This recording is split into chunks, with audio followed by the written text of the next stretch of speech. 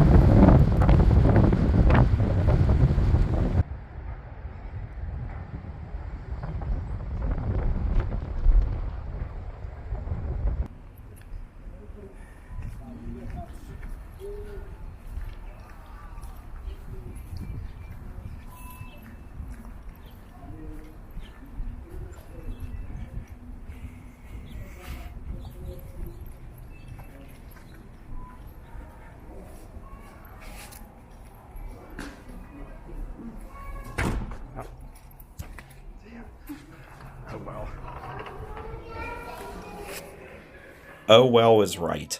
Sometimes you'll have that, where you pull on a door and it doesn't magically open like you think it will. Anyway, hello everybody, and welcome to Columbia, South Carolina, and welcome to the Columbia Place Mall, formerly known as the Columbia Mall. We are just northeast of the city, located right off of Interstates 20 and 77. This mall is an absolute beauty, and by beauty I mean it's very aesthetically pleasing. Throughout the video you'll see me kind of give you sneak peeks at the center court with the elevator, the staircase, the beautiful skylights, and overall colors and aesthetics. But towards the end of the video, you'll get to see it in all of its beauty.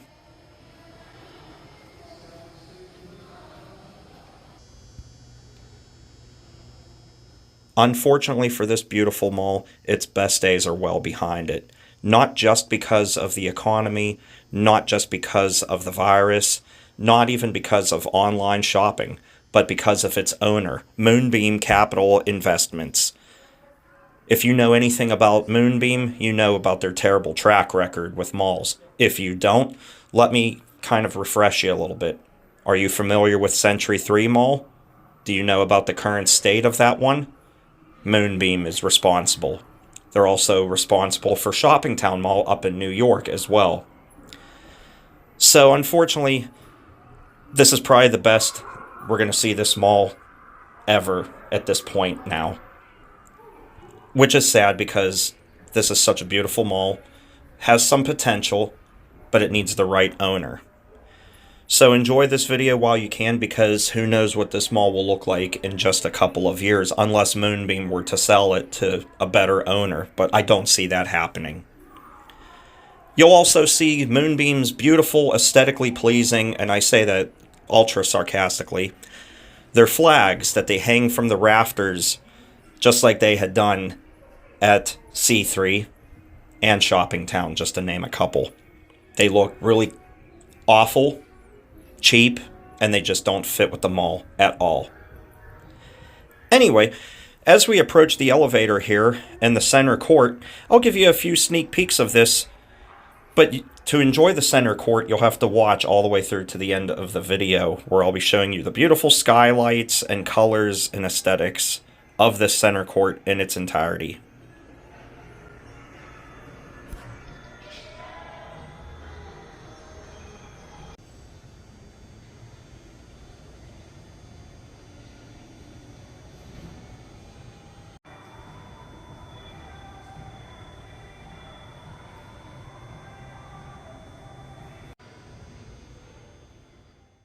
Alright, let's get into the history of Columbia Place Mall. For starters, this is one of the largest malls in South Carolina at nearly 1,100,000 square feet of retail space. It opened up in 1977 as Columbia Mall. It was originally anchored by department stores Belk, JCPenney, and Sears. Rich's would open a few months later.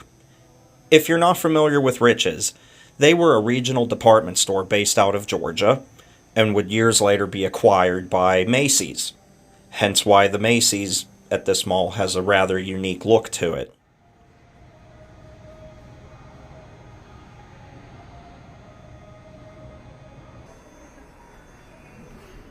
Dillard's would replace Belk in 1995 and would close on November 4th, 2008. JCPenney would leave the mall for a new lifestyle center, Village at Sand Hill, located 10 miles away in 2007.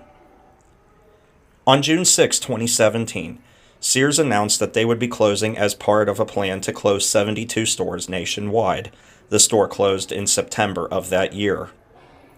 On January 19, 2018, Burlington announced that they would be closing in the former JCPenney location as well on February 16, 2018. This would leave the mall only with Macy's as its sole anchor, and that Macy's, as a matter of fact, is the only location in more than a 50-mile radius, which helps solidify the mall's presence and position in the market.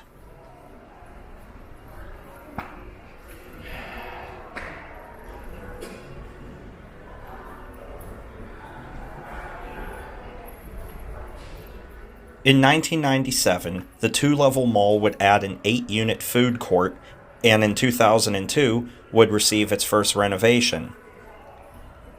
You'll see the food court when we get to the upper floor, down here on the Sears wing where we're at now. It's very beautiful, lots of colors, lots of space, and it seems to be the liveliest area of the mall. Which is ironic because many malls that I've been to that has a Sears wing, it's usually the deadest. But not here. The food court isn't 100% full, but it does offer some good food. And that's where a lot of people seem to congregate. So anyway, stay tuned for that as we make our way upstairs.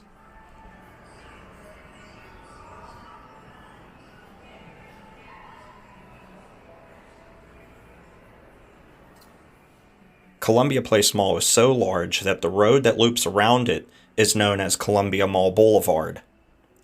It is the address for many of the outlying businesses, including, but not limited to, McDonald's, Party City, and Virginia College. Columbia Place was built by Kahn Development Company in the Richard E. Jacobs Group and was purchased by CBL and Associates Properties in 2001.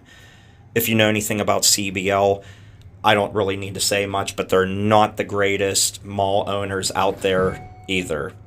Are they better than Moonbeam? Kind of, but they're not the greatest either. Anyway, for a period of time, the mall was leased and managed by Spinoso Real Estate Group of North Syracuse, New York, after being lost by owner CBL and Associates Properties in a foreclosure action. CBL and Associates also lost their former Citadel Mall property in Charleston, South Carolina in 2013 after foreclosure.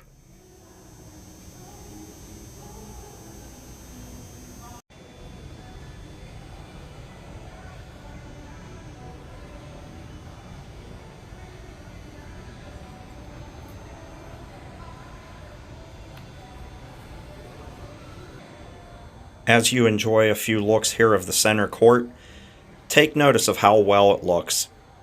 I mention this because it would be October 31st, 2014 that Las Vegas real estate investor Moonbeam would acquire Columbia Place Mall. And for owning the mall for nearly 9 years at this point, it amazes me at just how good of condition the mall really is, aside from these absolutely pathetic banners like the dining one that you're seeing here now and the fashion one up ahead. They just clash too much, they don't fit, and they scream Moonbeam. Anyway, for all these years that Moonbeam has owned the mall, it does amaze me at how well this place is taken care of. Very clean, from what I could see. Yes, a lot of vacancies, but that's to be expected at any Moonbeam property. But the people that were here, the people that we met working the stores, working little kiosks, and just overall were pretty nice to us.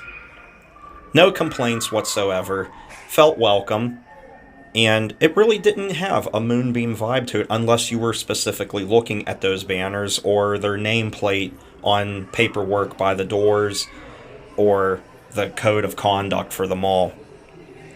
Anyway, here we approach the Sears wing, the food court, and its beautiful colors. So, with that said, I'll let you guys enjoy this. I want to thank you all very, very much for watching this video. I really hope you enjoy it. This is a mall that Mary has grown up going to. It means a lot to her, and it really meant a lot to her for me to do this video. And I'm really glad I was able to. I really, really, really like this place a lot. It's been a while since I've seen a mall in the South this aesthetically pleasing. And she even said it too, that this seemed to be a mall that would be more suitable for Ohio or Pennsylvania. Anyway, I'm not complaining. I would like to visit this mall more often too, because sadly, what you see now, it's only going to be worse from here on out. I'd like to be wrong, hopefully I will be, but with Moonbeam in charge, it's not likely that it'll stay nice like this forever. Anyway, thanks again for watching, everybody. I really hope you enjoyed it. If you did, feel free to give the video a thumbs up. If you're not a subscriber, feel free to subscribe to the channel for more content. And with that said, take care and stay awesome.